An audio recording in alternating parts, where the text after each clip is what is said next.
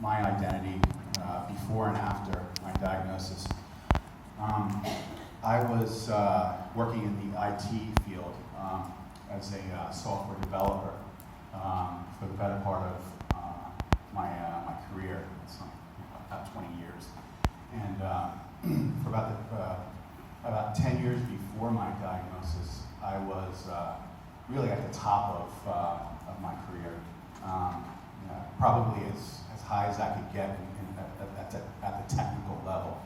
And so, working very hard every day to maintain that level of performance at my age, about 50 years old, many years out of college, when I have all of these younger, punks coming out of college who are rocket scientists, who have, all the incredible computer skills. I say punks, I'm just kidding, but with huge egos, and so it was at that times I was I was pretty hard on myself about before my diagnosis. I was becoming pretty hard on myself about what I was able to do and not what I couldn't do, and so it got to the point where when I started to get the symptoms of my diagnosis, I started to question my identity, because at that point, working so hard and so diligently in a field that I loved so much, and working so hard for a company that I really helped establish as a multi-million-dollar company, it was really important to me. And then I got my diagnosis. I told them I had to retire, and they just kind of, that was it. Career's over. Here's your hat. See you later.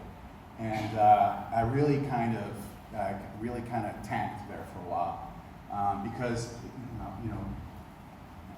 working so hard in a career that gave you so much joy. I can really tell you that I loved what I did.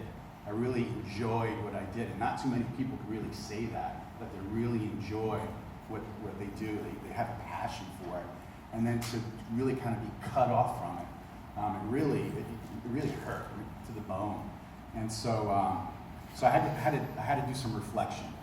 I really had to take a hard look at myself and sort of realign my who I was and what my identity was, and I needed to understand that my identity, ultimately wasn't this person who had all these professional accolades and was at the top of his career and was a great leader in his company and everybody looked up to. My identity was a father. My identity was a husband.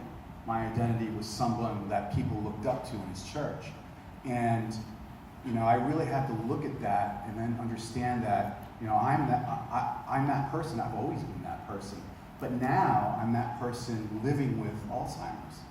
And I can take all of that same devotion that I put into what I used to do in the technology field and really kind of realign it or repurpose it or put it into this new passion that I have to be an advocate for Alzheimer's disease. And it really kind of turned my life around.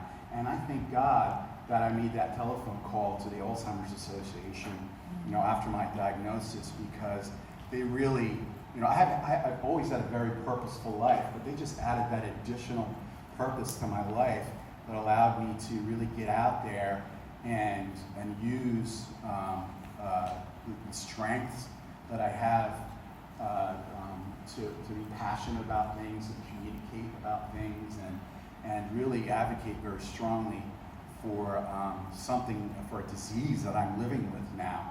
And I'm just so grateful to the Alzheimer's Association. I'm so grateful to the early stage advisory group and Emily and Monica and Mike Lynch. That's Mike here, and the team that I'm on this year. with everyone, and it really has given me such a great purpose. And really, you know, I think the bottom line for me is that with regard to identity, my identity now is a person living with Alzheimer's and doing everything I can to advocate for it, to help find a cure. I am on a clinical trial. I'm on the Biogen aducanumab trial. Wherever I go, I talk to people about getting into clinical trials. You know, going to support groups, just about anything, just about everything that you guys are doing, basically. I'm sure, but it just, you know, that's really, you know, what my identity is at this point in my life. Thank you so much. Thank you.